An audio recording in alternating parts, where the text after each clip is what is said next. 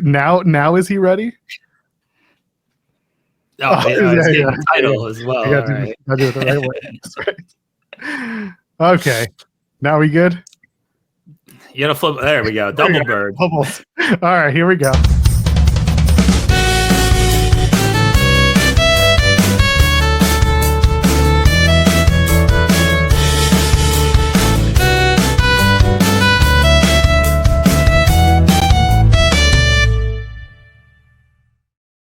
Ladies and gentlemen, the TNA International Champion, the inaugural one, Steve Maclin joins us. Good morning. Good morning. Plasma belt and all. Sup, legend? How's it feel to be you? It feels great to be me. I'm in the gym here right now, trying to get media done for the day, and I get to talk to my two best friends. Well, one best friend, the other one, I don't know. Well, the other one you get to see in a couple of weeks. Yeah, we'll see. Macklin's in an echo chamber. It's my garage, so I apologize for the media. This is just our office is currently under construction with a bunch of different stuff since my parents moved down to Florida. So we have different boxes from my parents' house and so it's just a mess. That's all right. If you turn down the speakers like 2 notches, that might cut the echo down. That might do it, huh? Joel's going to complain about the audio here. He's going to be like, Macklin's frame rates were terrible. His audio is echoing. Well, it's because I'm in a gym and he's not used to that. So True. There's a gym on the third. You know what? Just because it's there doesn't mean you use it, Joel. Carrying groceries doesn't count as a workout. First of all, you get a bubby cart for that, a grandma cart, if you will. Of course you did. I live near the grocery store. I don't have a car for that. Why would you do that? Work smarter, not harder, I guess. You just did so. So what do you want to talk about? Jeez, it's your interview. You're here 2 days with Sean. Tell me about it. It's called booking. Terrible. Yeah, we were like, what are we going to talk about with Maclin? Sean's going to ask all the questions that we have. So, well, what I have coming up that I didn't talk about with Sean is my Tunnel to Towers walk on June 1st. We can talk about that. How about that? I'd love to. Oh, by the way, you and I talked about that back in February in our interview. But I'd like to talk about it again because it's been more out there. So give us the pitch on it, and of course, more people can get the information that we'll drop. So obviously, you can follow me on social medias at Steve Maclin on Instagram and on X, where I've been posting the link for my wife and I for you if you want to donate to the charity of Tunnel to Towers for us doing the Tower 1 climb of 104 stories. Tunnel to Towers is an organization that helps homeless veterans with smart homes, of those who have been wounded in the community, in combat, and also first responders and police as well. It helps give back to those families who have lost family members, whether it was 9/11 or post 9/11. And it's a very charitable foundation that my wife and I love being a part of. And we get to walk 104 stories on June 1st in honor of 9/11.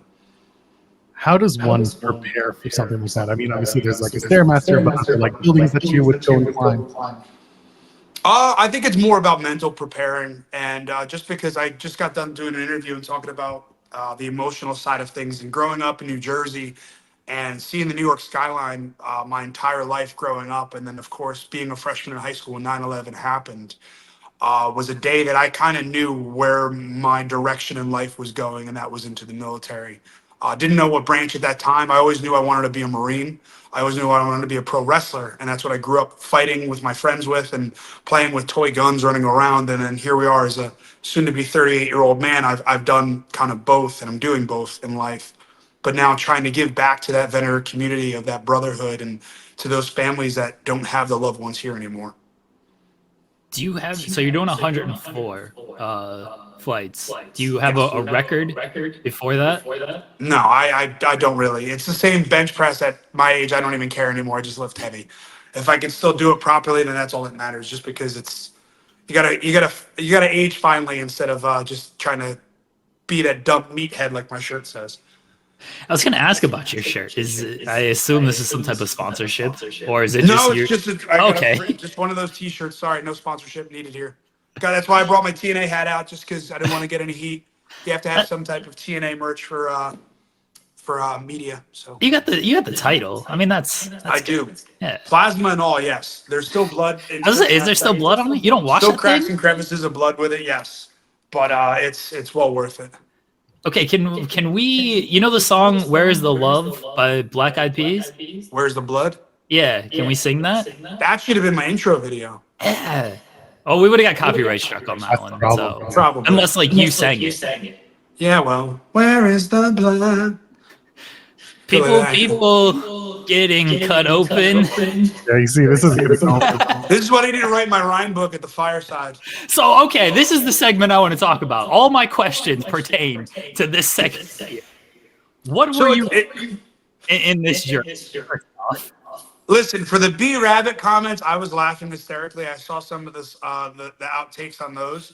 But it's funny is like I wanted to try to introduce journaling of how with mental health and PTSD how do I bring that into my story and kind of show people that? And maybe people are thinking I'm B-rabbing the hell out of it, full on 8 Mile. But to me, that's something I've done and I know others do as well. It's like if you can't get it out there verbally, you have to put it on paper so that it's like speaking to someone. And a lot of the times too, like I would have conversations in a book with friends that aren't here or just a loved one that I want to kind of reach to or talk to just to get something off my chest or off my mind. And that's something I thought I can kind of incorporate. And it was Eric Tompkins who originally had the idea of, hey, what do you do journal in real life? I was like, yeah, actually. And he's like, let's bring this into the story and see how it goes into it. So it's just another way of sprinkling a little bit of me in there and trying to get a little bit more detail into it. And we're working down that path as well too, to elaborate more on it. So we'll get there.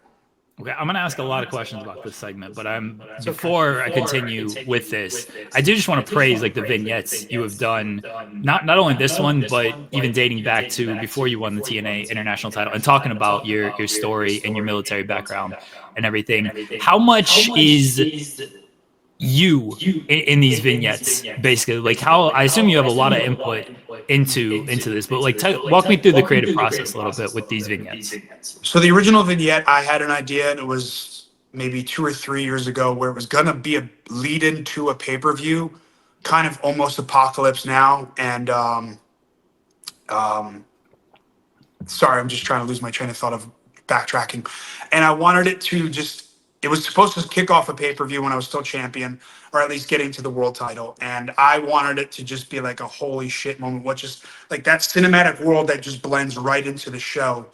And that's how my mind kind of works sometimes. I always have like that movie style like mentality with things because that's what draws people in. Those movie trailers that hook you as a fan instantly makes you want to go see it in the theater.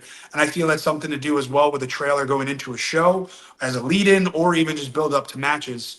Where I just like you have to hook that fan that isn't the casual fan, or how do I get more people to get eyes on, or how do I get asses in seats? And that's something to me to just open it up. And I feel as a house too, some fans show up and they don't know what's going on in the full story, so they have to look to the left and right and ask questions. Where if you're shown visually, I can now have the match in front of you where you've never seen me before and you understand what's going on.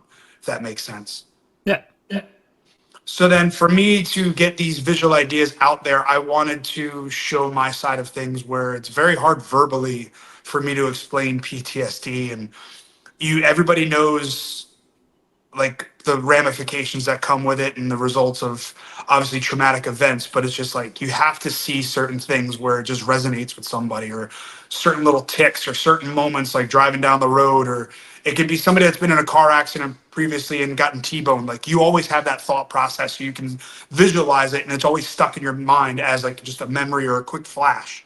And that's what I wanted to get with trying to incorporate real life of me being who I am as Steve Maclin into taking my real life as Steve Kubrick and bringing real things into that world.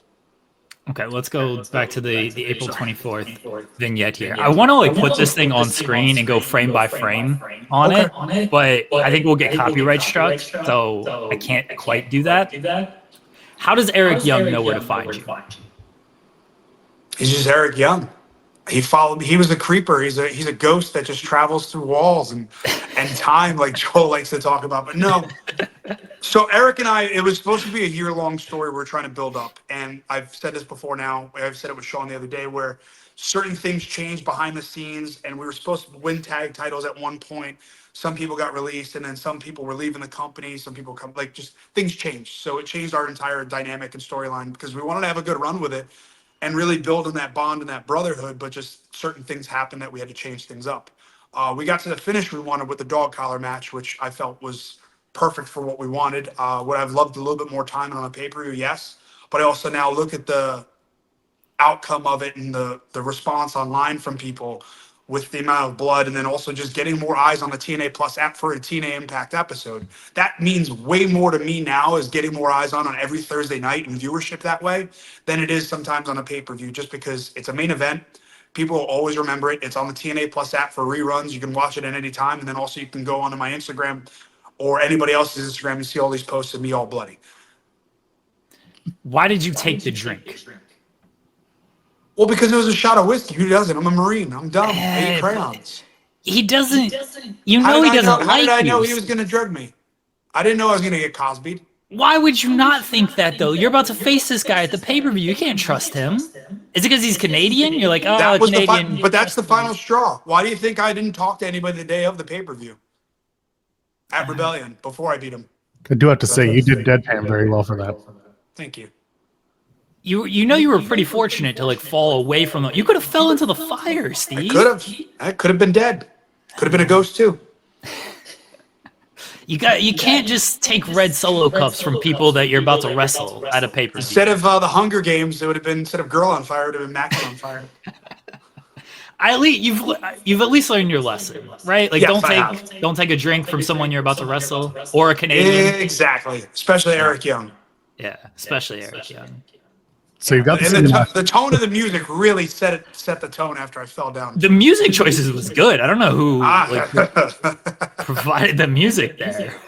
But no, it was worth it. I enjoyed our story, and I'm glad we got to culminate it. And again, with the vignettes, I'm looking forward to doing more of those here in the future, which pitches are constantly ongoing for me and my crazy brain here in the gym when I'm working out and losing my mind of just different ideas and watching certain videos of Marvel or comics or just seeing something online.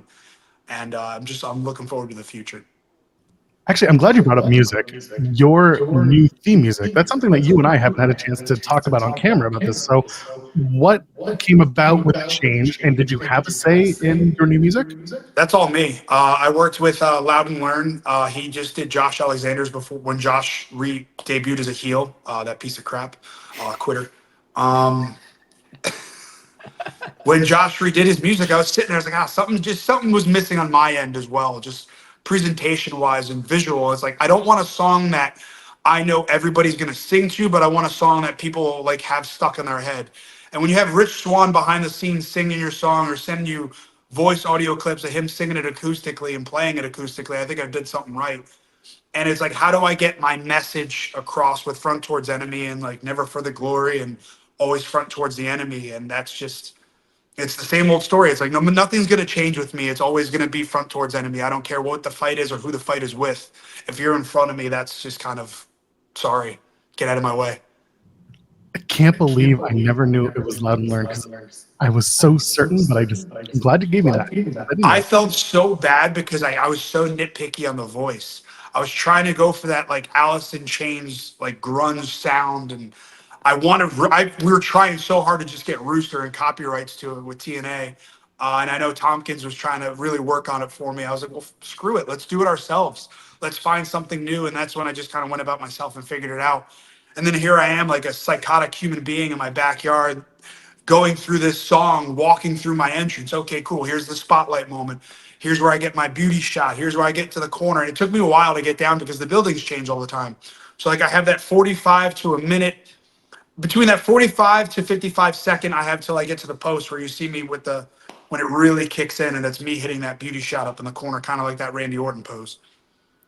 Do you have any more good like theme remixes that you sing backstage? You've given us Boner City, which is no longer available. You've given us Douche. Is there any other good remixes? None that I could think of right now. I usually sing when Joe Hendry's like, I usually say I hate Joe Hendry instead of I believe in Joe Hendry. It's just because it's funny because everybody's in the back clapping. I'm like, I'm going the other way with it. I hate him. He's the champion. I mean, he's got a target on his back. Yeah, I know. Well, me, I'm a champion as well. I have the target on my front because I don't turn my back on anybody. Fair. Very fair.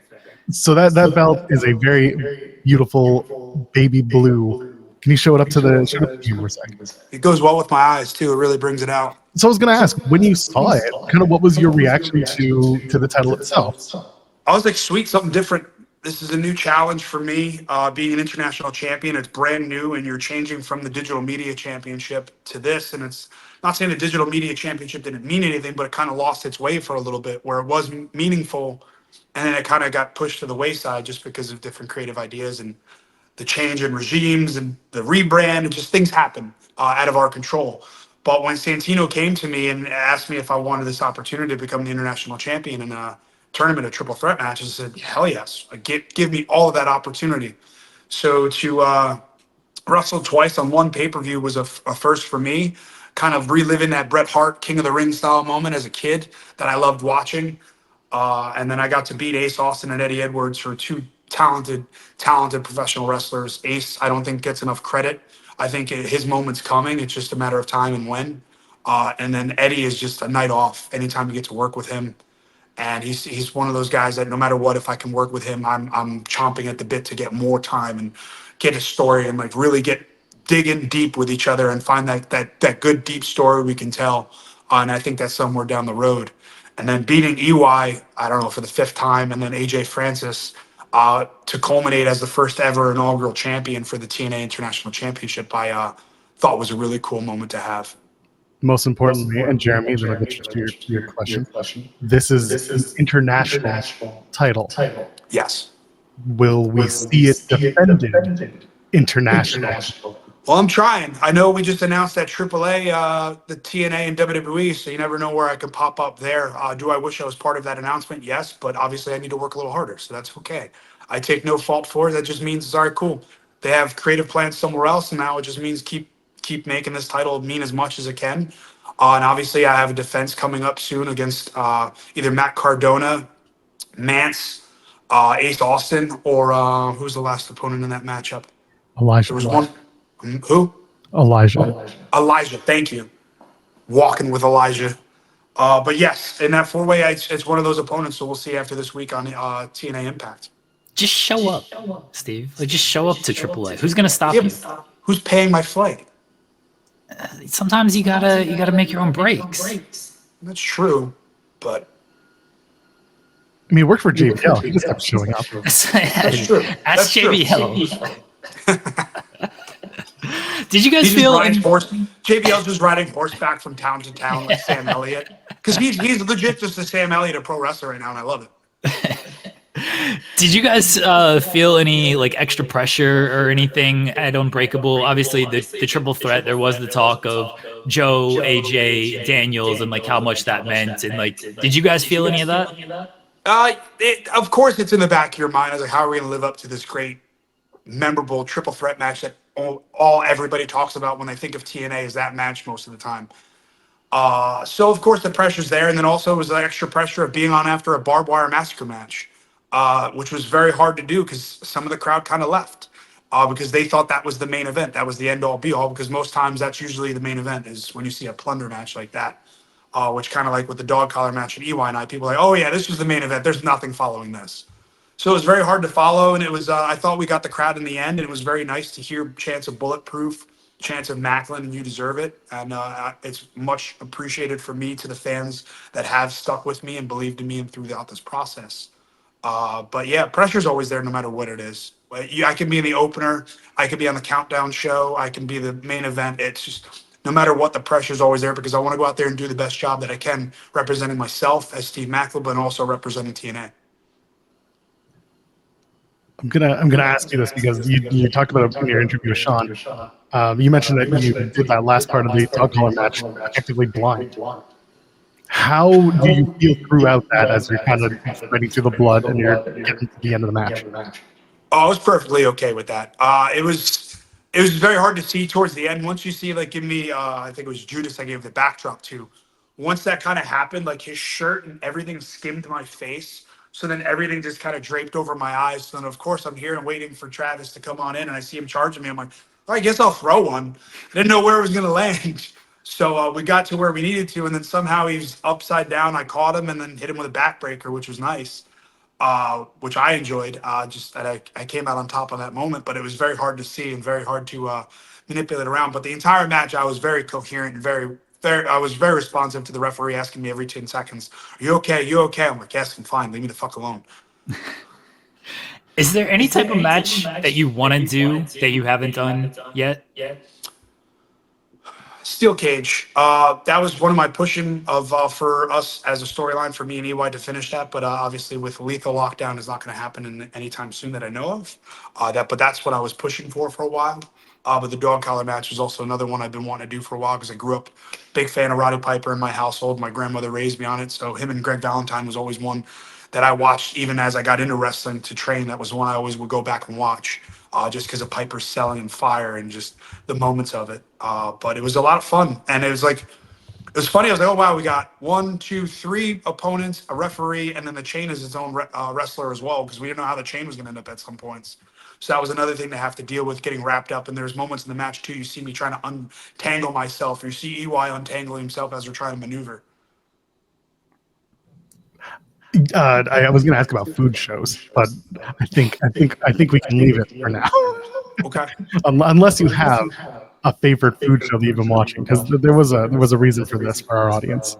Guys Grocery is my favorite. Just Okay. because I enjoy watching how they can go into a grocery store and just pick things, especially when they have the stipulations of different items. I love seeing how they can just cook a dinner, especially when it's like the burger episodes. I'm an advocate. If I'm gonna eat anything, it's a cheeseburger, and I love a cheeseburger. So sometimes when they're on there, and especially when it's like the judges who end up being the challenge or the competition, I love. So yeah, I asked because you were a big fan of making chili, and that's more of a winter dish. So is I love cheeseburger making chili too. is the cheeseburger like your summer dish then? I think just any dish. If I could just eat a cheeseburger at all times. We were just out in Cali. I think we had an In-N-Out burger about 3 or 4 times. That's become like up there for me as a burger. And then Culver's is my other one. Culver's is just dominating for me. I like screw Five Guys. Burger Fi is still up on my list, but Culver's has become one of my favorite cheeseburgers. That was going to be my question: is where are you eating your burgers at? So Culver's. Okay. You get it. So the way I judge a cheeseburger is if the cheeseburger and a milkshake work well together. If they don't, it's not going to be good. And then the bread is always the key component to a cheeseburger. If the bun isn't good, it's not going to be a good burger. How do you take your burger? I know if it's a fast food place, you don't like quite get I'll the just option. dress lettuce, tomato, onion, tomato, ketchup, mustard. However, Plain Jane. yeah, if I could have a morning after burger at all times with an egg and bacon on it, it's even better. There we go. That I love. Yeah. All right, shall we do partner promo punch in the face? Sure. You know how to do this game. I'm going to give you 3 names. I'm going to give you 3 of the names that you could potentially be dealing with in the future. 3 of them are part of the 4-way on Thursday on Impact. So let's go. Matt Cardona, Elijah, Ace Austin. Partner promo punch in the face. Partner, I would say Ace Austin, just because of the loyalty that he has towards Bay, and just he's been sticking to his guns, and I feel he's somebody that's still manipulative enough in the brain where I can kind of meddle with him a little bit. Punch in the face would be Cardona, even though I love him. He's just got a punchable face sometimes. And you're going to do a promo with Elijah? Yeah, promo with Elijah. I would love to just sit there and sing. And he and I, if you want to go back to the past of the days of NXT and promo class, he and I have done a bunch of promo classes together where we'd just have some fun with certain things. And we did one with Dusty one time. We were treating it as if we were in a car ride along and a few songs came on, and I Don't Want to Miss a Thing came on as the last song. And it was the moment of like, Tommy Boy, pretty much. Or was it Tommy Boy or Black Sheep? Was like, "You gonna change it? I'm not gonna change it." And then we just started singing along to it, and it was very entertaining. But he's just somebody that it's fun to be on the road with now, and especially at TNA and seeing him flourish. And just he got the shaft, kind of like a lot of others. Or you just didn't expect it sometimes from one company. But he's just such an entertaining person, and he has so much to give to wrestling. All 3 of them have so much to give to wrestling, and have given to wrestling too. So. Well, we're I have a partner promo punch in the face real quick. Okay. 3 Canadian jerks: Eric Young, Josh Alexander, and Joel Pearl. I partnered with Joel just because I know he's scared with me the whole time. Punch in the face would be Josh. You got to do all the work, though. You got to do all the work with Joel. It's just one punch. I could still punch my partner. Oh, fair. Okay. I appreciate that. You never gave the rules. Now I'm changing them. Punching Josh in the face. He's a quitter. And I love him. Yeah. And then promo would be with EY just because it's you don't know where it's going to go. Don't take a drink from him. That's all. Yeah, he could Cosby me again. TNA Under Siege is Friday, May 23rd. It's going to be in Brampton, Ontario, in the shadows of Toronto, if you will. Will I be there? Who knows? But this man will. Steve Maclin will be there. There's also going to be Impact TV tapings the next night, May 24th. Maclin, put over the STF line one more time as well as your socials. Follow me at Steve Maclin on Twitter and Instagram, or on X and Instagram, as your TNA International Champion. There's all Steve Maclin bulletproof TNA merchandise out there at tnamerch.com, and also Steve Maclin on Pro Wrestling Tees stores. And also on June 1st, my wife and I are walking with Tunnel to Towers. We're doing the 104-story climb for 9/11 victims, and also first responders and police and their families, to help homeless veterans, and also to give back to the community of veterans and those first responders as well. So very much looking forward to doing that, and very much forward to looking at these two again at some point. I don't know when we're talking again.